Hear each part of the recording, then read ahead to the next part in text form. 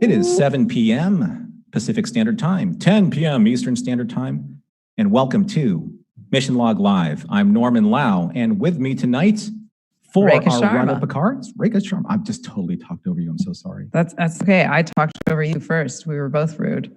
As you can tell, that I'm not John Champion, so you're going to have to put up with me. Good evening, everybody, and thank you for joining us on Mission Log Live. And just as number one is a good and loyal companion, here we are, waking you up with our cold, wet noses once again to talk about Trek. It's Monday night, it's 7 p.m., it's Mission Log Live, and I'm John Champion, surgically altered to look like Norman Lau. Oh, that's what happened. That's exactly what happened. Oh, well, that's a relief. John, I'm so glad we're doing this together. I'm Reka Sharma. And each week on Mission Log Live, when there's new Star Trek, we are here to discuss it with you, our Star Trek pals. So Picard episode 2, Maps and Legends, has dropped, and that is on the agenda tonight. What did you think? Where is it headed? And are rogue synths now showing up in your nightmares? Click on the Zoom meeting link. Of course, you can use the one tap from your smartphone, or you can call us at 669-900-6833 and enter the meeting code that you see on the screen.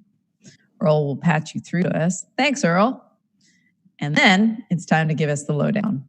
Whether you are joining us live or later, please do remember to hit like, hit share, and invite your friends to join us for lively Trek discussions each week. It is truly the best way to validate our very existence. That is so existential. And I appreciate that. Again, that number to call tonight is 669-900-6833. And please share your comments and questions about Picard, Episode 2, Maps and Legends, or use the one tap from your smartphone, or better yet, just click on the Zoom meeting.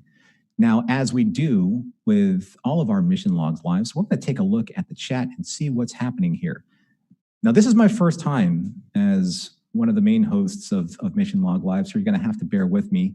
You're going to see my eyes kind of dart around a lot, and very well possible look this way because I think one of my rabbits may be trying to escape.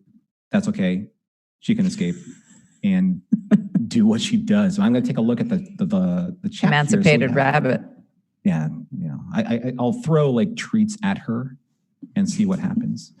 So we have Scott here. We have Jason here. We have Carlos here. Hello, Carlos. We have Paul, Peter, Barry. Hey, Peter. Dennis.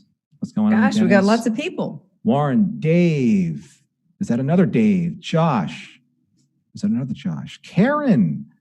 Oh, this is a very exotic name, Reka. What? Racio Mora. Hi. Racio Mora. There's Cooley. Hello, John Cooley.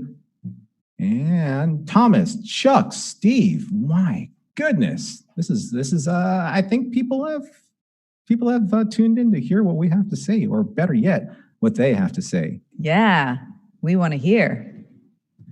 So let's see some of the comments here. We have Dennis, Brain and Brain. What is Brain? What are we, Spock Brain here? I mean, we're doing Spock's Brain.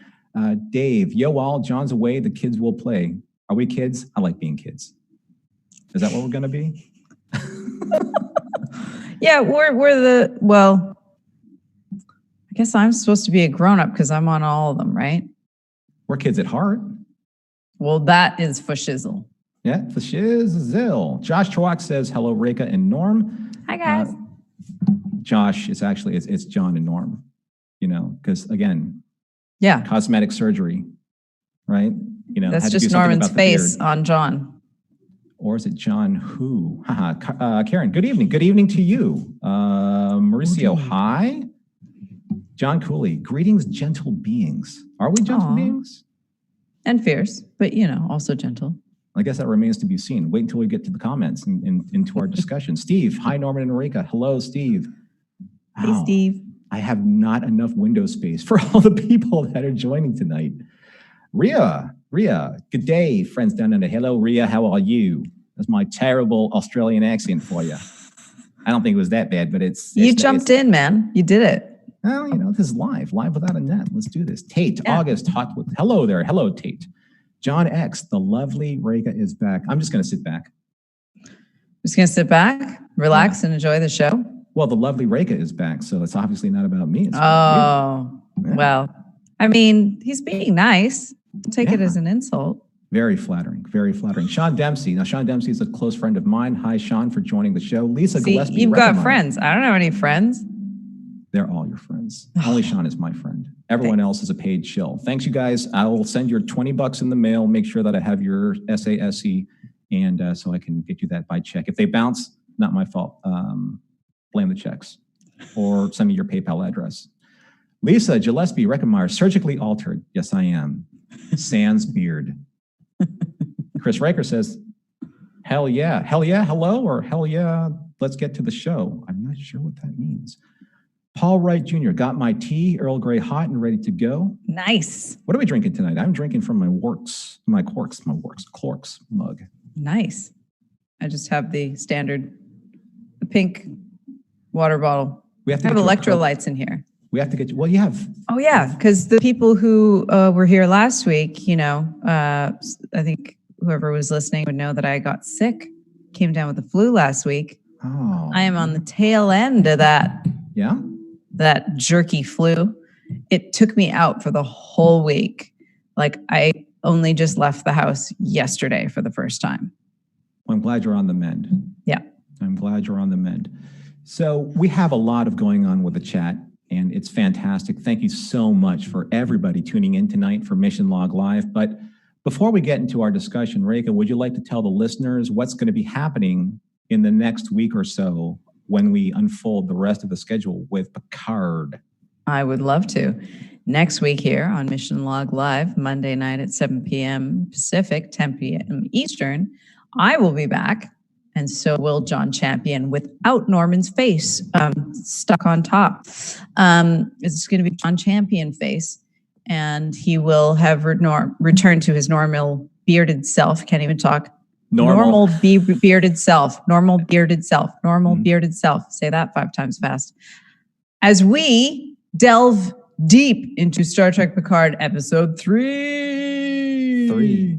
Now, Reka, have you seen all 3 episodes of Picard? No. Okay.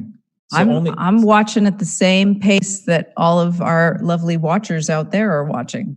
Oh, awesome. Because I know that John was at the premiere, then everyone at the premiere saw 3 episodes. So you and I, at least, are seeing it in real time along with the rest of the listeners. Yeah. That's fantastic. And we can address all of their concerns in real time. It's pretty cool, man. We're all on the same page. So there are a couple of polls that I'd like to talk to you and the listeners about, because I love doing polls. Polls kind of give us kind of the pulse of what's going on with our listeners and what's going on with, obviously, with some important subject matter that we talk about here on Mission Log Live. Now, last week, the big poll was who knew when to hold them and who chose to fold them. And it held fairly strong at the all-in vote at 95% and the fold vote at 5%. And I think that really speaks to a lot of people giving Picard a chance, giving the story the ability to unfold and to inform them how this entire series is going to go. But this week, big deal. It's profanity in Picard. Feck yeah, 60%. F no, 40%. So this is a little more controversial. It is very controversial. And just to let everyone know who's watching tonight, our sample size for this particular poll is a little bit over the 3,000 votes counted mark. So it's not a small sample size. What that tells us is that there is, in that 60-40 split, there's a lot of either open-mindedness or support or just a general willingness to see like where this type of dialogue can go. Does it make a difference? Versus, and a lot of the comments that I've read versus, I don't want that kind of profanity in my storytelling. I read a comment that was sent to me about, either I watch it with my family, or I watch it with my students, or I watch it with a community of people that don't appreciate that type of language in their show. Then there is the other side of the equation where people feel like this is the kind of language that speaks to me, it's adult, it's progressive. What do you think about how this vote has been split in favor of the feck yeah? Reka. Well, I think that speaks to people wanting to see Trek move along with the times. I think that also speaks to a culture that is just more comfortable with cursing.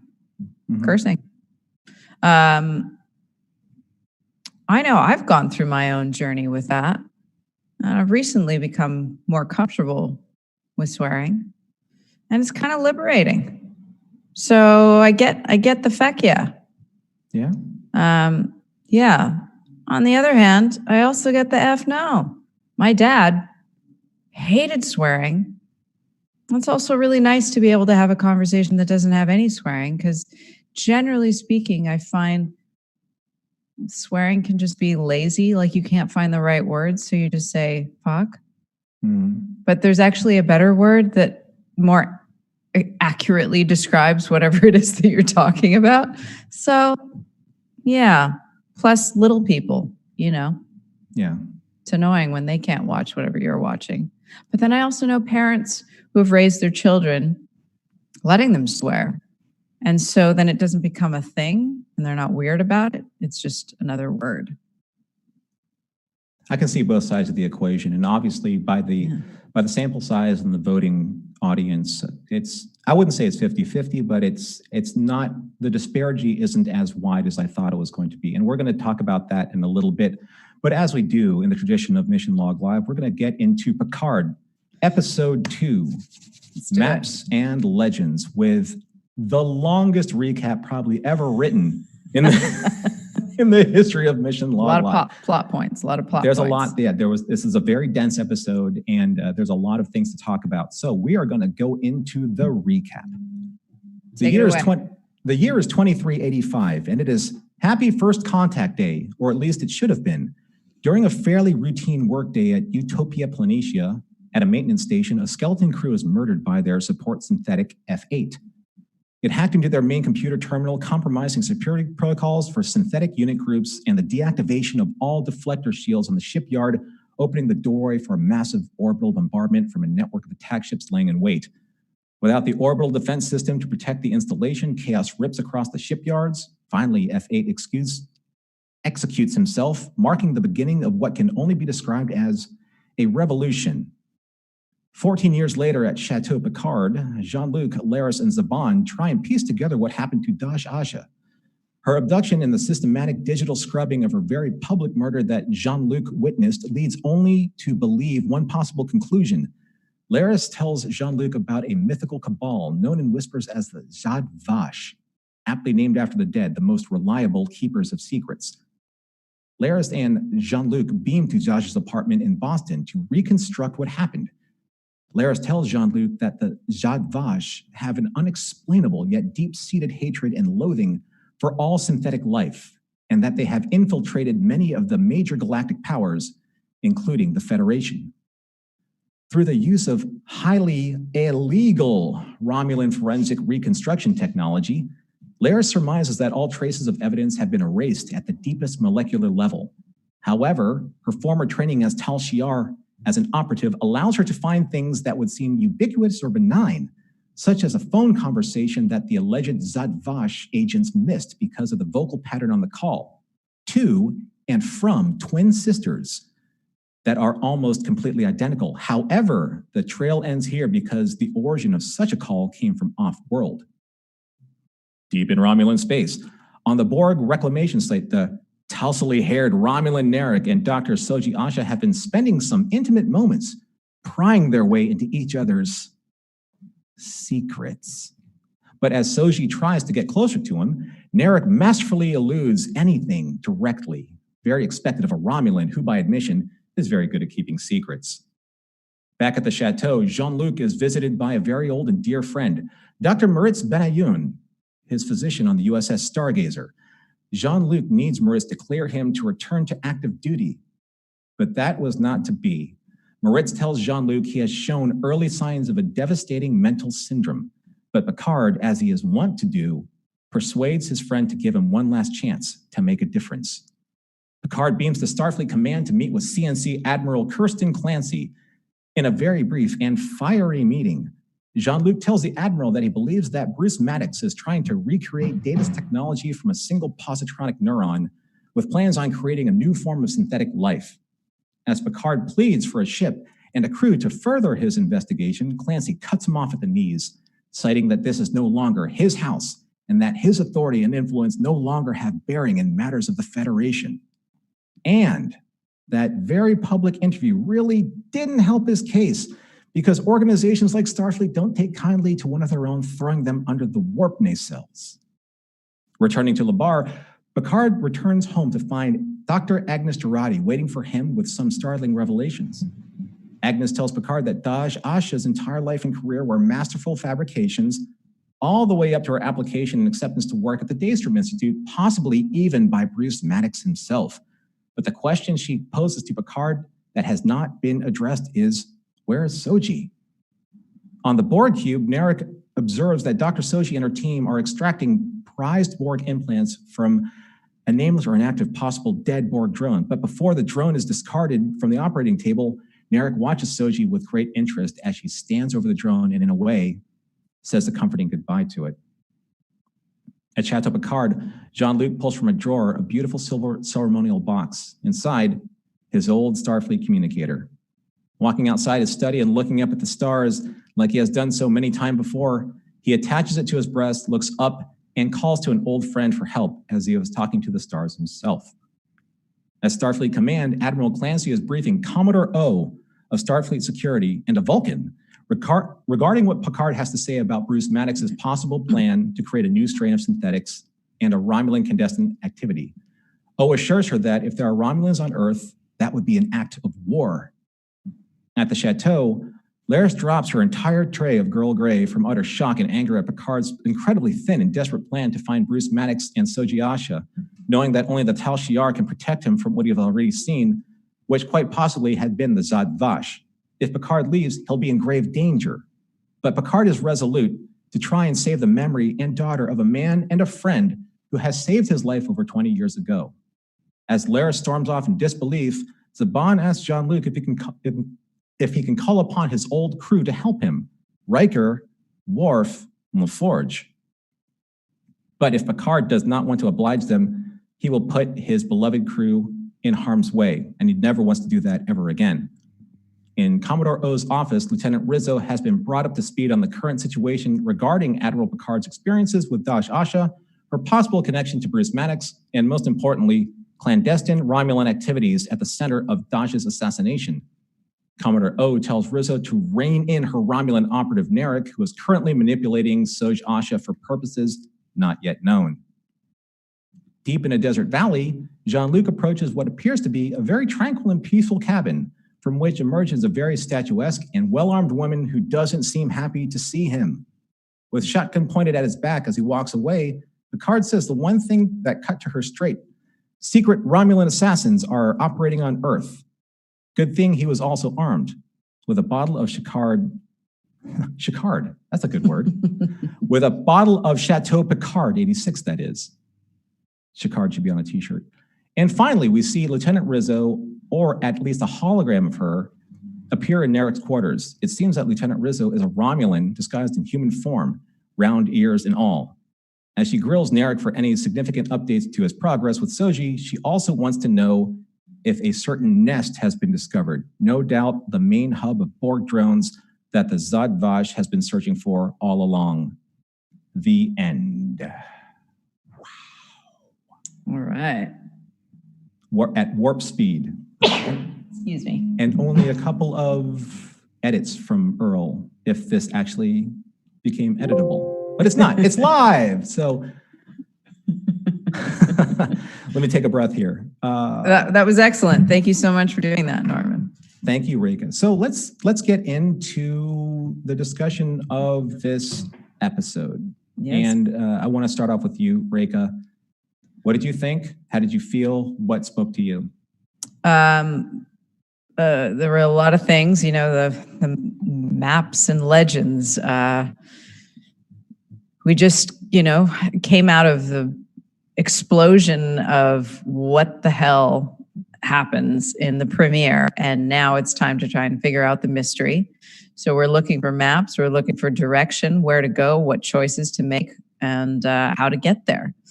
And legends.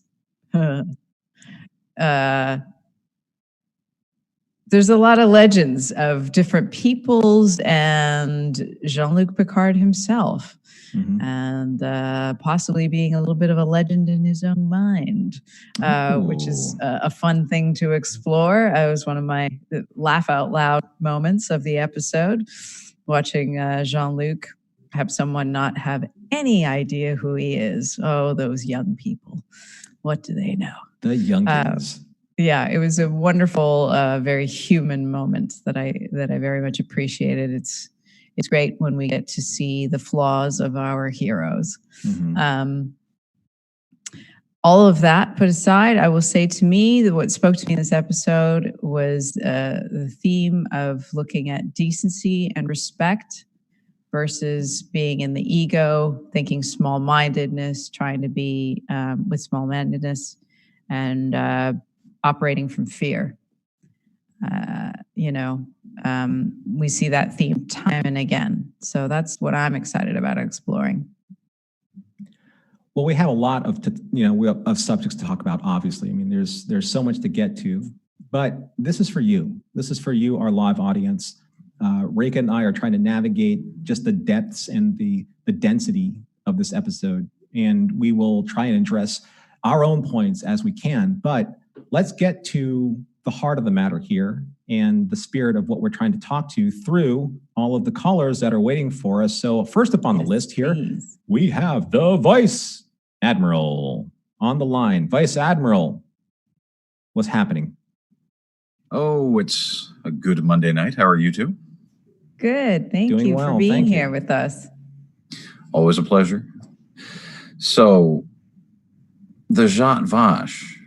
Yes. According to our Tal Shir folk, thousands upon thousands of years they have had this fear. That makes you wonder, considering that the split with the Romulans and the Vulcans was only about 2,400 years ago. So does that mean that it predates that it goes back to Vulcan history? It's very well possible. I mean, it's the math adds up. Unless that was just, adding a more legendary quality to what she was talking about, which could be. But either way, we have yet another case, as we did in season 2 of Discovery, where, you've got the big bad is artificial life. Or at least the big fear is artificial life. Now I wonder how that came up for them. What do you think about that, Reka? How what do you mean? How it came up for them in what regard? Why are they so terrified? Why are they so terrified? Yeah, I mean, that's the question.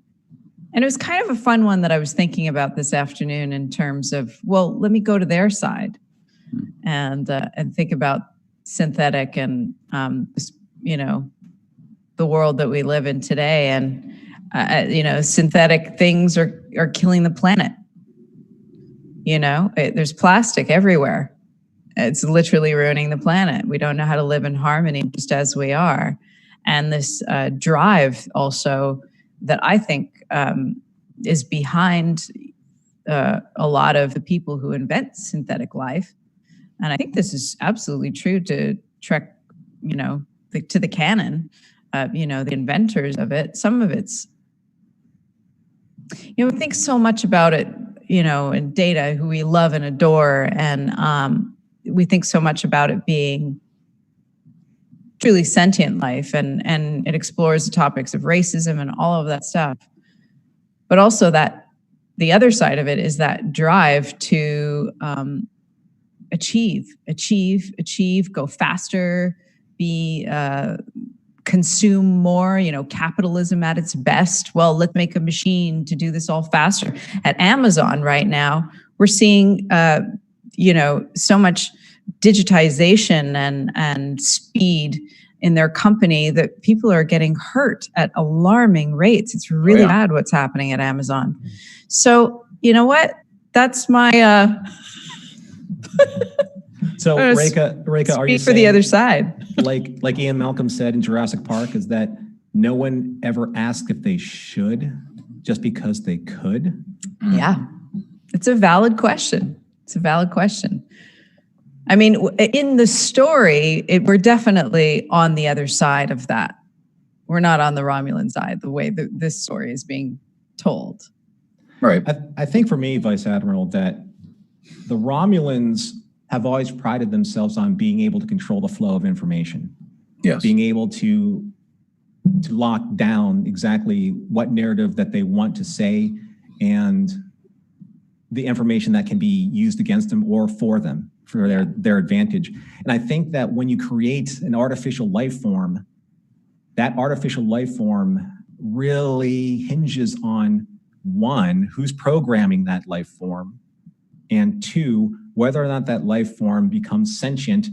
And this goes all the way back to Measure of a Man, because the three things that Maddox said that were against the case that he was trying to make for Data is that, one, it has to be sentient, two, it has to have the understanding of its own consciousness, and three, it has to be able to be intelligent. Now, if you make all those three criteria part of this equation, then if they reach that, if the Romulans know that that can be attained, they can't control that. And that technology can no longer be controlled if it falls into the hands of others. So what does that leave them? The masters of secrets, the masters of creating control and the ability to lock down any information flow that they deem as irrelevant or threatening, right? Yeah. So I can see that that's why they want to do this. And especially when it comes to the Borg, because the Borg they're not just artificial intelligence. They are organic beings that have such power over their own collective in terms of the flow of information, the sharing of information. One secret can affect hundreds of thousands, if not millions of drones that still exist. So what does that do to the Romulans? Remember, there's that old adage that he or she who controls information controls power. Yeah. And if they don't have the authority over that in total, then they don't have authority over power. And I think that's what we're getting at in terms of the Romulan agenda in this story. And absolutely, I mean, it's all about like from whence it came, right? And if the Romulans all are about control, well, then that tells you a lot about their whole every decision that they're making. Well, sure. It's an interesting split. It's not for the betterment of society. And it seems likely that if they were building these things, they certainly, the three laws of robotics are probably not something they came up with in any way. Well, if they ever did try to come up with anything cybernetic, maybe they just didn't come up with a way to be able to control them sufficiently, so they didn't ever want them around. They were always afraid of them losing that control, as you say. And then you have to wonder, what do they think of all these other races they're running into? I mean, obviously, if we're to buy this story, then the whole reason that they're infiltrating other civilizations is primarily out of fear of artificial life, not just for control or just spying on them, right? Well, and if they did have anything to do with the attack on Mars, that kind of really makes you wonder how far they'll go. The way I see it, Admiral, is that the Zhat Vash as a concept, we're kind of like looking at like the far-reaching influences of our secret societies, say like the Illuminati, because the Illuminati has spurned so many myths about these secret clandestine organizations that obviously Dan Brown has spoken ad nauseum to with Angels and Demons and Da Vinci Code, right? But the secret control of information from all of these kind of like these shadow government organizations is really at the heart of mythology and what we believe is something that we can't control. So we're operating under the auspices of this thin veil of control for our own lives, knowing that there's these shadow organizations out there that control everything, much like that. So I think that that's why the Zhat Vash just is so intriguing and so romantic as a notion, as an idea, is because we know in our society, in human society, there is that possibility, but now you're bringing it to this completely universally galactic scale that can possibly happen. And I think that's like, it's a very interesting notion, very interesting concept. Agreed. So one last thing, Admiral, we'll give you one more chance to hear like one more point before we move on to the next caller, because we have so many callers lined up right now that want to talk about this episode. Absolutely.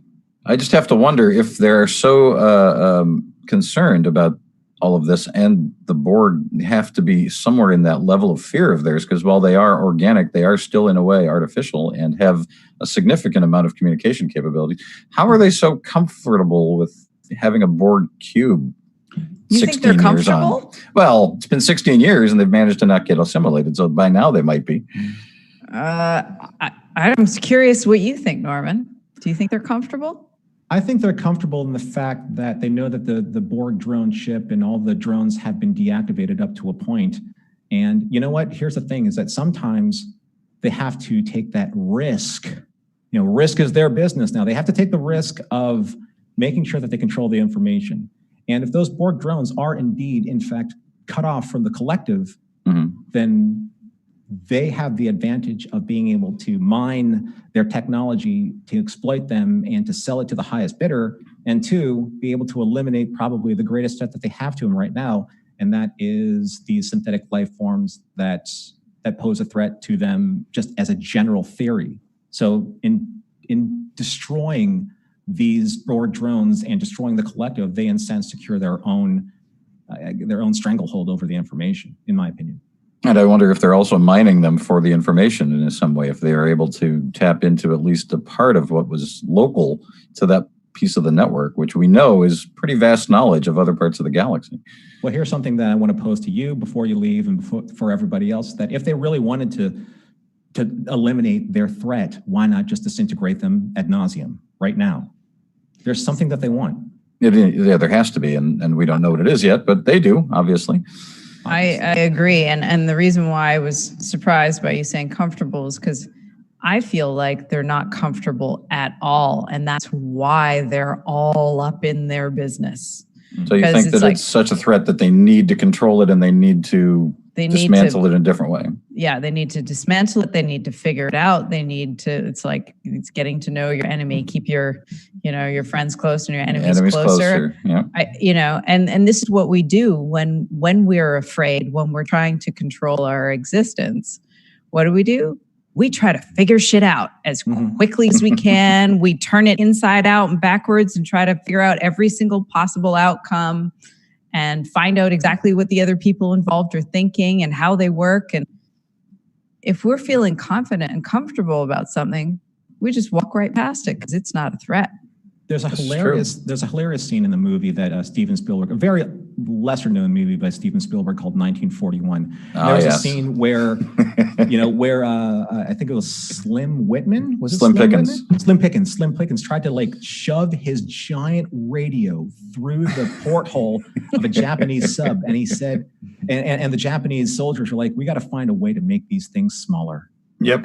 Right. And that's that was kind of like a very pointed note on the fact that, technology, once understood the power and the capacity of what it can do, eventually will be perverted for somebody else's means, whether it's going to be either financial gain or political gain or some type of gain. It's going to be perverted. And I think that's what the Romulans are doing right here. Definitely. Yes. Yeah. All right. Hey, it's been great to talk to you guys. Good to see you again. Thank you very much for your call. Thank you. See you both later. Take care. Okay, see ya. Thank you. And remember, if you'd like to call in and be part of this conversation, that number again is 669-900-6833. Use the one tap from your smartphone, or better yet, just click on the Zoom meeting link. Now, I know that Earl he's fighting off a lot of callers tooth and nail, but who do we have next, Earl, on the line? Hello. Hello. Hello. Who are we talking to? This is Karen. Hi, Karen. How are you? Hey, Karen. Good. So much to talk about. Right? So much to talk about. What's on your mind? So I have to pick one thing. I had all kinds of things that I was like, I was going to see where the conversation was going. But How about this question with the Borg cube? So the Romulans is apparently in Romulan space. They control it, but there are all of these other species there, scientists, many from Federation worlds. Mm-hmm. So what do we think is going on there? Oof. Because it's essentially the Romulans show. They're not part of the Federation. People still hold, apparently, grudges with them, even though they're basically in tatters. And I suspect that there is more than one faction of Romulans now. I mean, they talk about there was a mention of the Free State, the Romulan Free State. Well, what is that? And yet you have these more militaristic elements still existing with the Tal Shiar and the Zhat and Vash. So any ideas, I just cannot figure out all of those different people being present in this Romulan controlled Borg cube. I mean, it's like their own little Borg museum or facility. I mean, no, I'm curious what you have to say about this, Norman, but I'll just briefly say I feel like, it's one of those things where science is at the top of the list. And so people are able to kind of put their prejudices or their I wouldn't normally hang out with this crowd sort of stuff to the side, because we're all here as professionals and we're doing this thing that's bigger than all of us. So I feel like that's part of it. I also have a lot of questions. There's a lot of mysteries. Mm-hmm. There's a long list of questions. I'm like, how is this? What's going on? Like, where are they going to go? So I'm with you on that. But it's kind of like a visiting artist program or something. Yeah. The way I see the kind of like this joint effort in what's going on with the Borg cube, first of all, when you reach out to a scientific community at large and you say, we have something of an unprecedented nature that you can work on, would you like to do it?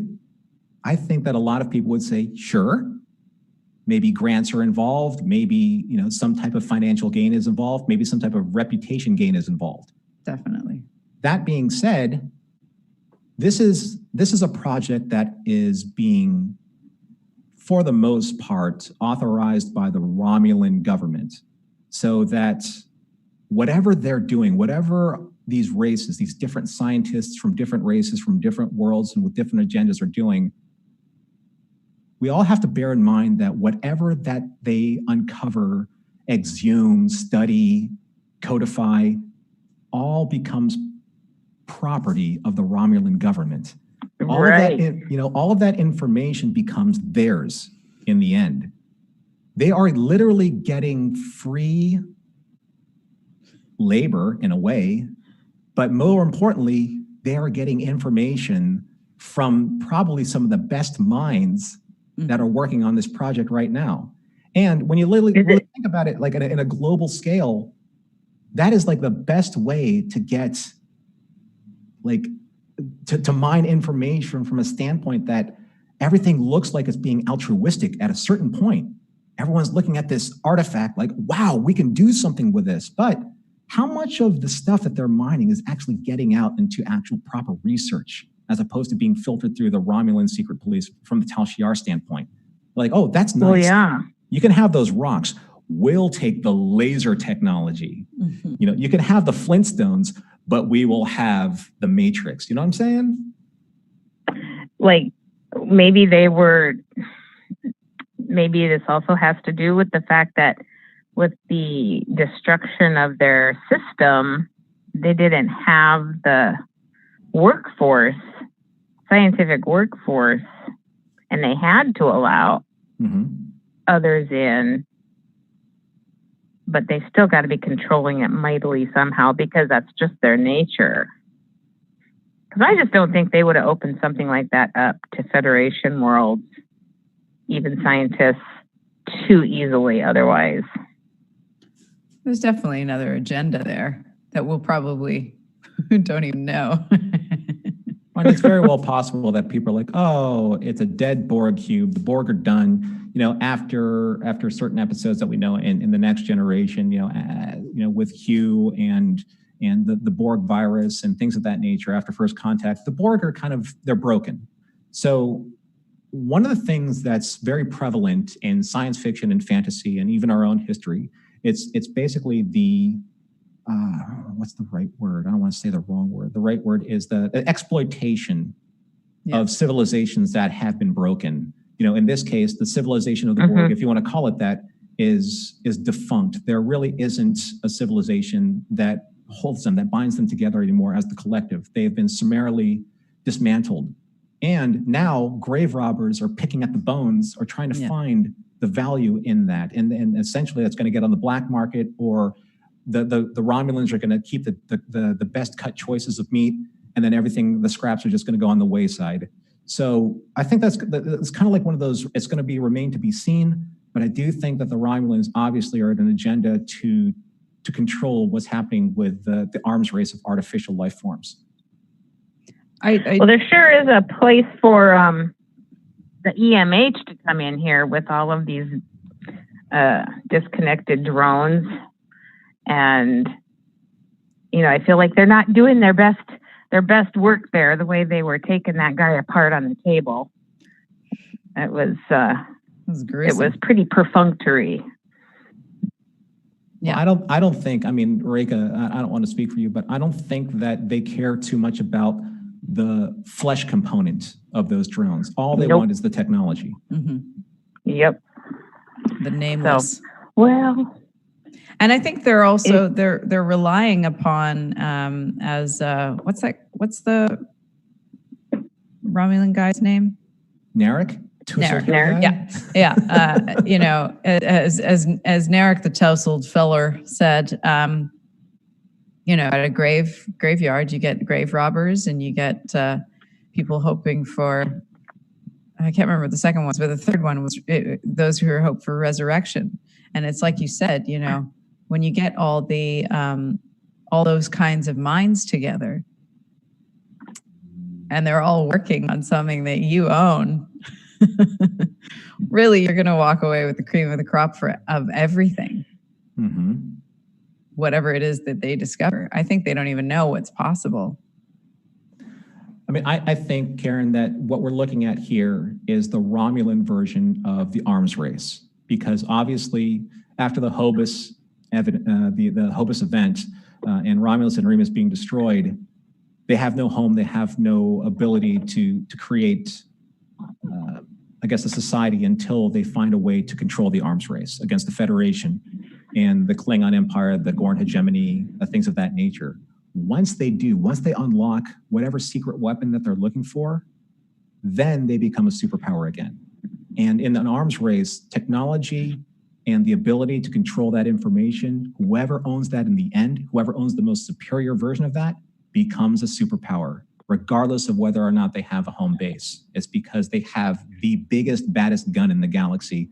And at least in this era of Star Trek, that's kind of what's driving the narrative, in my opinion. I think they're just going to get a whole lot more than they bargained for. True enough. I think there's going to be things that they didn't even expect.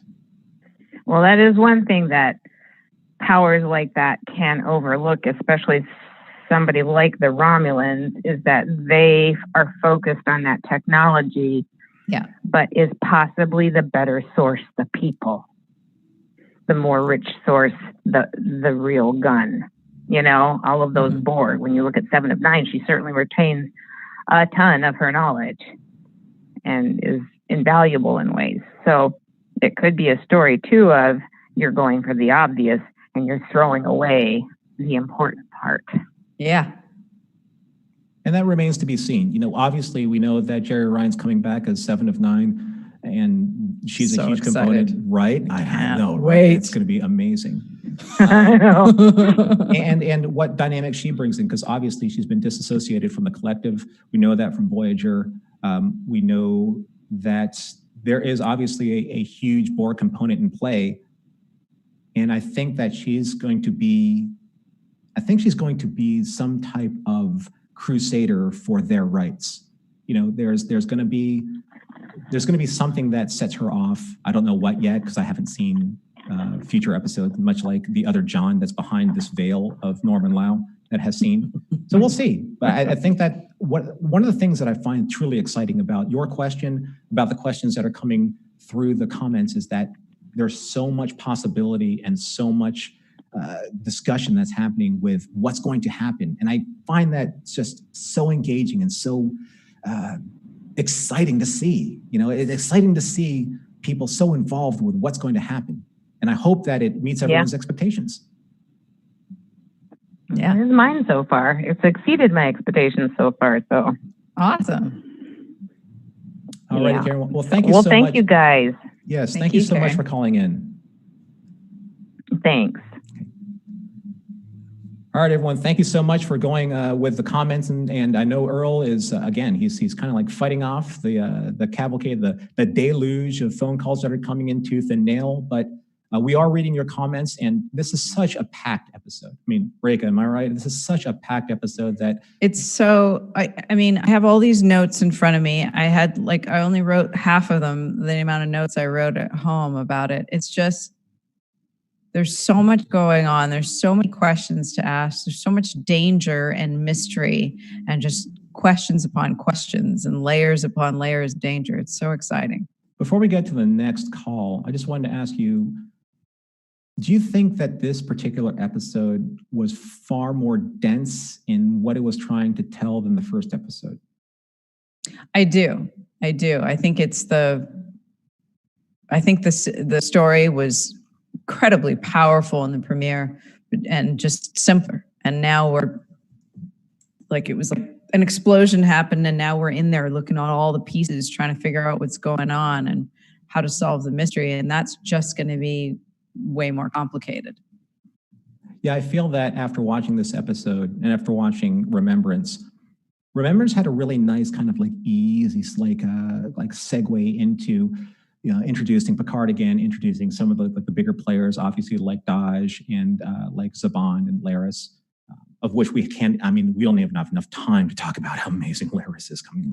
Oh my God. Right? It's in my notes. I was like, let's just for a moment before we take this next call. Hi, Brian. We see Laris Orla Brady. Mad props to Orla Brady. This is my introduction to her work. I've never seen her do anything before. There's a lot of great acting on the show. I love a lot of the performances. Laris is my first. I'm falling in love with you first, Laris. Yeah, she's winning me over big time. She's just brilliant. That line, go and take that one with you. You can die together. Oh, I had to listen to it twice in a row. It was just like, go. Fantastic actress. Okay. So before we get to Brian, just one more small note. If any of you out there have a question or a comment or something that you wanted to say that you haven't been able to get a response to, let me know. Let us know here at Mission Log. And we would like to be able to engage you with those questions. I will try and get to as many of the comments after the show as I can. But again, this is a very, very condensed and dense and information-packed show. So Brian, let's get to Brian because he's been waiting. Let's get to him. I dig your shirt, dude. That is Thank you. Is that the dark side of the Federation? Is that what it's saying? This is the Trek side of the moon. Trek side of the moon. I dig that, bro. And credit where credit is due. This shirt came from Will Wheaton's online store. If you want to get one for yourself.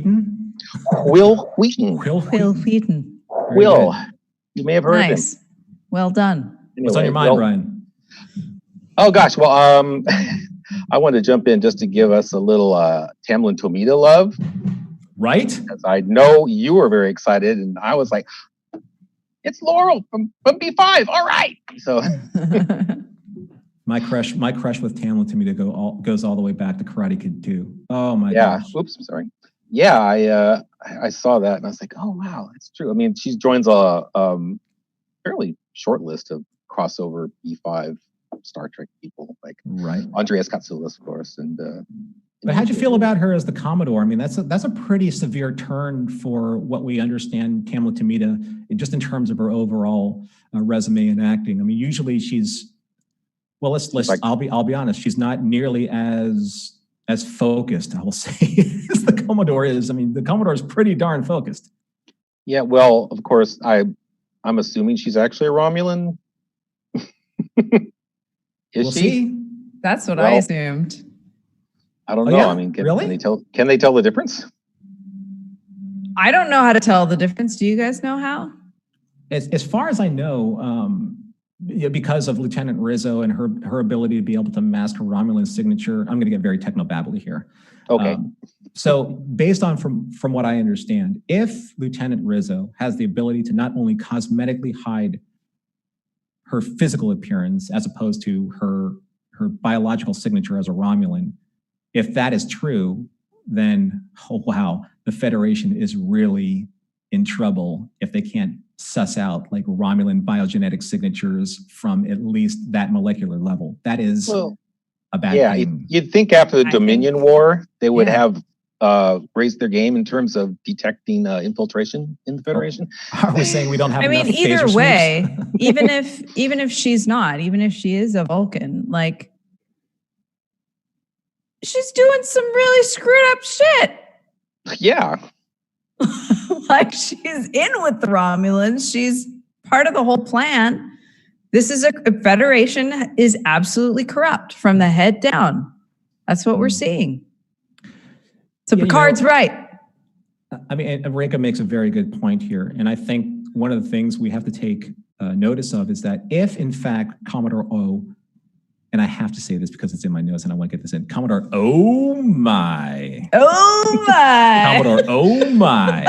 You went there. I know Earl appreciates that. You went there. Okay. If Commodore O is, in fact, Vulcan and not a Romulan, and she is, in fact, knowledgeable about the Romulan clandestine actions that are happening under the auspices of Federation intelligence. And if, in fact, that she knows exactly what Lieutenant Rizzo is doing or who she is. That means she has to know. That whole conversation was her knowing. Her knowing that Lieutenant Rizzo has an agent in the Romulan Empire, but not necessarily if Lieutenant Rizzo is Romulan herself. I thought that was made clear that she was a Romulan in disguise as a human. She definitely is. Again, another failure of Federation's infiltration. I'd have to watch and it you're again. saying maybe the Commodore doesn't know? I'm saying that if the Commodore, if she does know, then that's a completely different misunderstanding on my part. But if she doesn't know, that means that the Romulans are working on a completely different agenda, especially the Zhat Vash. So that opens up, I mean, that entire layer opens up so many different things because obviously Clancy doesn't know. Clancy is she is completely like. Is that what you thought, Brad? I thought that Clancy didn't know. Oh, no, I don't think Clancy is complicit with this at all. But that just being a hard-nosed Starfleet admiral, yeah. But you also felt that the Commodore knows exactly what's going on? Yeah, I think she knows everything that's going on. Yeah, I'm a little ambiguous about that. But then again, I could watch it again and say like, oh yeah, you guys are totally right. I have to see that from a different point of view. We'll find out. But that means that if you guys are right, and I'm not saying that you're not, that means that the Vulcans and the Romulans are working together for what end, to what agenda? And that is, wow, that's terrifying for the Federation. Having somebody, a charter-signed member of the Federation working with the Romulans. That's what I thought. To extract Borg technology, to further the arms race and control of synthetic beings. What? Yeah. That's well, are we counting the Borg as maybe they want us to think that? Artificial life? I don't know. I would say so, yeah. Yeah. I think so. Well, they've always kind of been 50-50, right? They're part cybernetic and part organic, and it's kind of a question of which came first, the chicken or the egg here. But it seems like they would fall into that artificial life category, which disliked by these. Sorry, what do they call them again? Yeah, the Meta-Tal'Shiar. Tal'Shiar. Yeah, those guys. Well, I mean, Brian, I think that. Which I'll just mention, every time they said Tal'Shiar, I had to remind myself that they weren't saying Tasha Yar. Tasha Yar. What? Tasha Yar? Because I want her to come back. No. I personally think that whoever wrote that character, after yesterday's Enterprise and Reunification 1 and 2, I think they're like, what'd you say? Did you say Tasha Yar? No, I said Tasha Yar. That's the name that I want to give her. Yeah. Oh, you said Tasha Yar. Whatever. Just We'll write that down for something else. Exactly. That's how it happened. But I think that, in terms of this arms race, it doesn't matter if they're synthetic. It doesn't matter if they're cybernetic. What matters is that the Romulans want control over it all. And I think that speaks to this agenda of they're kind of like they're rebuilding their empire after it's been destroyed, obviously, by the Hobus event. They want to reclaim power. And but the best and most efficient way of reclaiming power in any situation like this, when you're completely out of the power struggle, is to find the most effective weapon, the most threatening weapon against any other superpower. Now you have the Klingons, obviously you have the Gorn, you have the Cardassians that are probably still out there. The Bajorans aren't really a threat. You have the Federation. And what better way to pose a threat to the Federation than by infiltrating the intelligence organizations? Oh, gee, is that kind of like today in a way? I don't know, maybe? Listen, a lot of this stinks like today. But we were talking out of it. We were talking about this earlier on, Reka, and Brian, you can chime in, please, is that when Star Trek does what it does best, it is the allegory of what's happening today. And in controlling information is controlling the greatest weapon that any nation state has at their disposal. And that's what's happening here with the Romulans. They're trying to control the flow of information. And in this case, the flow of information is the race for who controls the next wave of sentient beings. And I think so. Go ahead. So who's Facebook in this analogy? The Ferengi? Okay. That's Maybe. a good question. Sorry, what do you think, Reka? Well, I mean, I was, with this whole impeachment, all these hearings that we're hearing this week, and I'm just seeing so much reflected in this show about a corrupt government, about, democracy is supposed to be our saviors. What we have right now is something that's not really democracy. And I think that's what's being mirrored in the show when Picard says, he didn't follow the orders that he was supposed to in that really intense discussion that he has with Clancy. Because Starfleet isn't holding up to what they're supposed to, the principles that they're supposed to.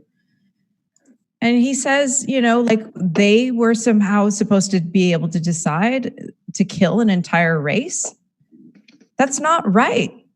Mm-hmm. And she says, yes, it absolutely is right.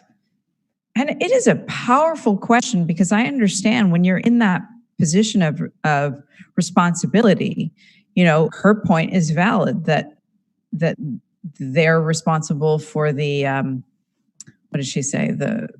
The unification of the entire freaking universe, basically. And they didn't have any ships left, so they had few options. Mm-hmm. But they're both right and they're both wrong. This is the point, This is that point of view moment. It's a matter of perspective. Really. It's a matter of perspective, but also they should be on the same side. They should be working out the problem together, not pitted against one another. And this is the problem. And this is what, we've got a bipartisan government. It's the same thing. They're just going with their side. They're just too full of ego to actually go, wait a second, there's a problem here.